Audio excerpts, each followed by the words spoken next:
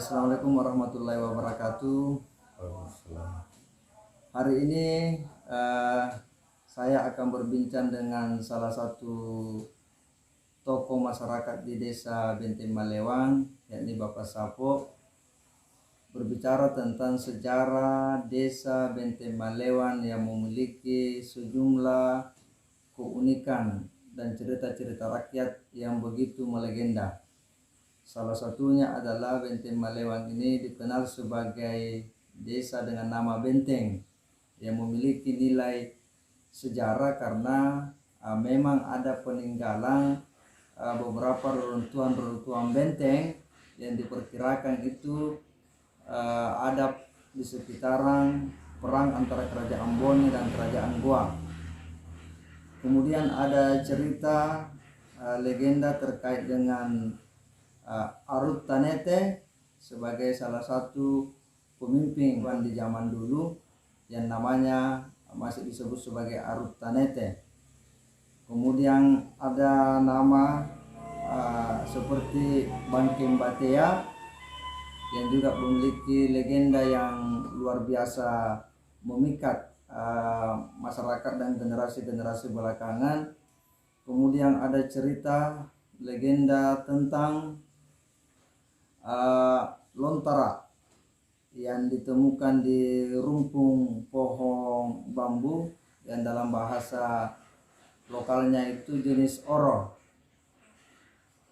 Kemudian ada legenda tentang burung perkutut yang berwarna emas yang ditemukan di atas pohon kelapa yang menyelimuti perjalanan desa Benteng Malewang sehingga selalu menjadi menarik dan unik untuk ditelusuri oleh para pencinta sejarah, oleh para pemerhati budaya dan pegiat tradisi karena memiliki nilai-nilai historis yang begitu dalam dan pesan-pesan moral yang seharusnya dikenali oleh generasi yang akan datang sebagai sebuah pendekatan ataupun prinsip-prinsip dalam mengarungi perjalanan kehidupan bermasyarakat.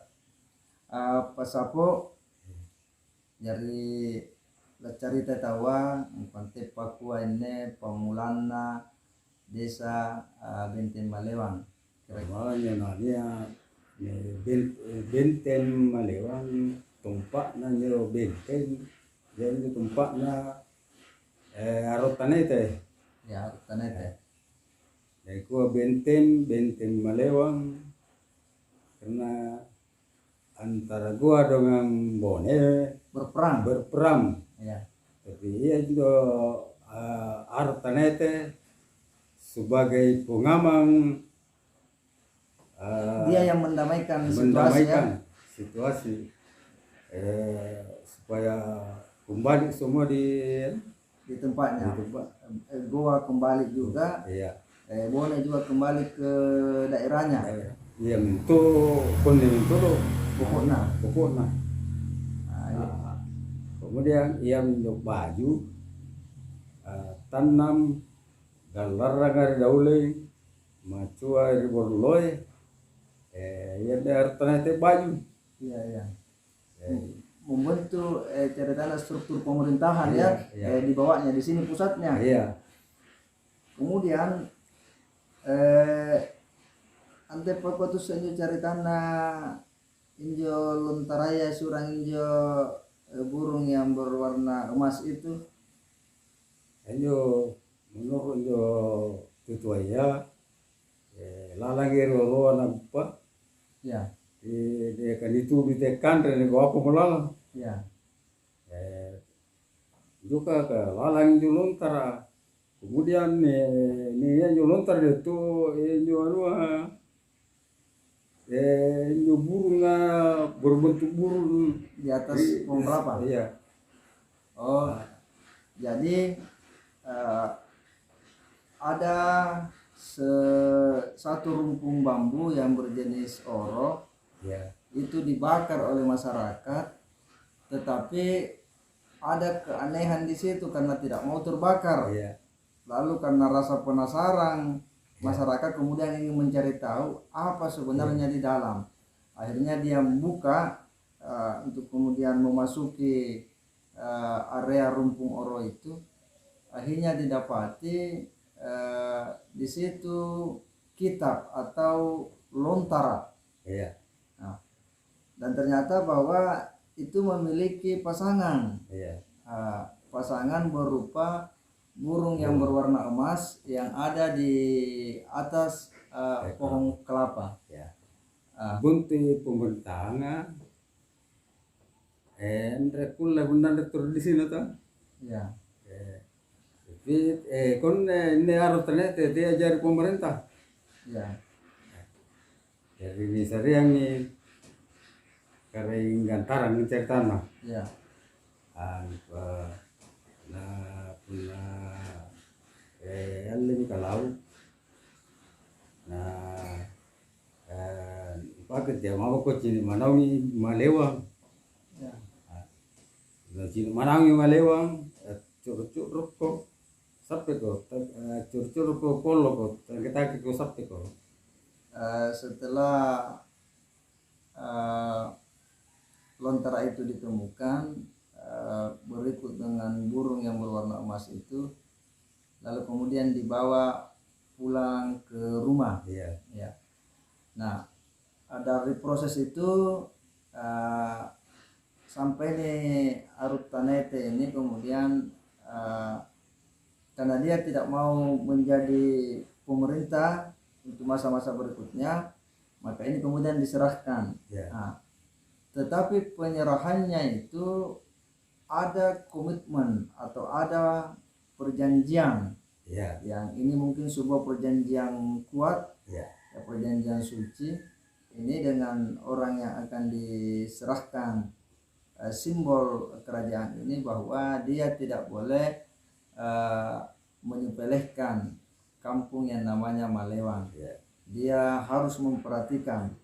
Yeah. Ya, artinya dia harus berdiri sejajar dan tidak boleh memandang dan melihat ke bawah. Nah, itu yang menjadi perjanjian. Besi sikoi. Ya, basi sikoi. Tidak boleh tahuan Bukarta Ya. perjanjian. Ya itu perjanjian lanjut. Sehingga itu tanda tangan juga. Ya, waktu diserahkan Ya, itu simbol kerajaan. Ya, jadi waktu diserahkan itu simbol kerajaan, ada sebuah perjanjian yang disimbolkan atau diikat dalam bentuk besi, atau bahasa konjonya basi sisikoi. Iya. Artinya besi dalam bentuk ya mungkin Rantai ya. ya, yang dikasih baku ikat, bahwa sepokok inilah komitmen kita masyarakat Malewan dengan orang yang diserahi simbol kerajaan ini untuk menjadi memimpin di wilayah ini, Gantaran dan sekitarnya. Tetapi di balik itu tadi ada sumpah yang tidak boleh dilanggar. Iya. Ya, injo simbol kabaraniana tu Malewang untuk Papua jalan ceritana. Yo kabarannya lantaran damai kan ini antara dua Kerajaan yang melawan. Ya. Iya ngalih tambah di tengah-tengah supaya Bisa damai. bisa damai. Ya. Sakena kabaraniananya diwariskan Diwariskan ke keturunannya. Ya. Jadi simbol keberanian yang dimiliki oleh masyarakat Malewang itu juga berawal dari kisah bagaimana Arut Tanete karena sikap keberaniannya, ya, sehingga dia bisa mendamaikan atau membuat damai ini kampung dari perseteruan perang dua kerajaan besar ini, ya, sehingga sikap keberanian itu kemudian terwariskan ya secara turun temurun terhadap masyarakat desa Malewang, yang memang desa ini itu dulu dikenal sampai di pelosok-pelosok daerah bahwa orang-orang Malewan itu memiliki sikap keberanian dalam kebenarannya. Ya. Dia betul-betul memegang kokoh prinsip itu karena ini diwariskan dari nenek-nenek beliau bahwa ketika itu memang kebenaran ya harus didukung dengan keberanian. Ya. Lebak ini yang ngalih. Ya. Diperkirakan bahwa itu adalah penguasa dari daerah-daerah dalam. Ya. Dia pokoknya sampai Mindropole. Yang pertama Malewang ngali jadi kalau di jarak pun tuh. Oh ya. Sementara di kio di sare kantre ngaci ada jaringan ada ya jumerang lari mindro. Oh sakena Mindro. Saya mindro. Jadi seram dia tanda Jepang. Ya ya. Iya keberanian natu Malewang. Ya. Pernah suatu ketika bahwa itu burung perkutut sebagai simbol kerajaan itu pernah diambil oleh penguasa yang diperkirakan dari dalam. Iya. Kemudian karena ini menyangkut soal harga diri dan simbol kerajaan, maka orang Malewan dengan modal keberanian untuk kebenaran, akhirnya kemudian dia melakukan upaya untuk kemudian bagaimana supaya barang antik itu bisa kembali dengan cara dia melakukan penyamaran, tentu dengan sejumlah kesulitan di dalamnya. Dia menjadi pengembala kuda, lalu kemudian sampai pada area wilayah kekuasaan sang penguasa yang mengambil itu barang, sampai masuk di pekarangannya. Lalu kemudian tiba-tiba sang raja itu kemudian mengatakan bahwa ada pengembala kuda, jangan sampai dia belum makan. Ya, perlu diberikan sajian, dijamu sebagaimana lazimnya sebagai penguasa. Lalu kemudian dipanggillah dia naik ke rumah. Nah ternyata sampai di rumah, sampai di atas, dia melihat benda burung perkutut itu bersinar, sehingga nyata bahwa oh inilah barang yang saya cari. Tanpa pikir panjang, lalu kemudian dia segera mengambil itu barang, lalu kemudian kembali. Walaupun dikejar, tapi pada akhirnya dia mengembalikan di tempat yang semula, kembali ke Gantarang.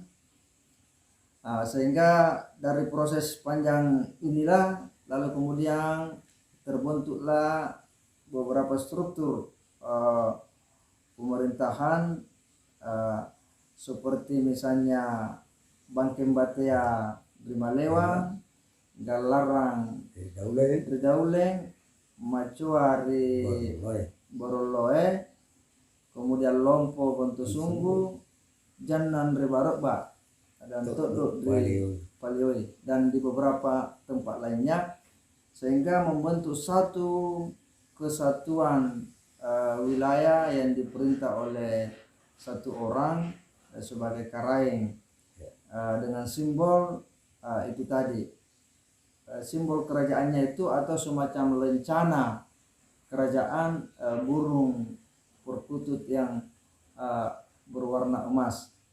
Karena sebuah kerajaan hanya bisa dikatakan kerajaan dan seseorang bisa dikatakan raja jika memiliki simbol kakarengan atau simbol sebagai penguasa dalam bentuk barang-barang antik. Ya, nah barang antik di sini adalah burung perkutut itu tadi, dan juga lontara karena dia satu kesatuan. Memang dalam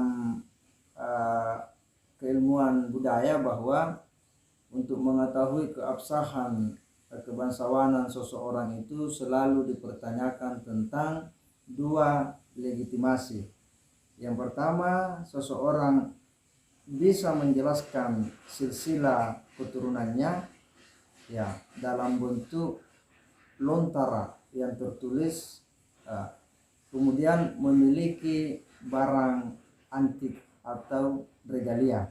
Nah, sehingga biasanya dalam proses di tradisi Bugis Makassar itu ketika seseorang keluarga laki-laki mau melamar perempuan itu selalu ditanya apakah dia bisa menjelaskan silsilah keturunannya, karena dia dengan demikian dia akan nampak bahwa dia berasal dari keturunan ini, apakah dia darah biru karena dia memiliki garis keturunan yang jelas dalam lontaranya dan dia memiliki barang antik atau regalia.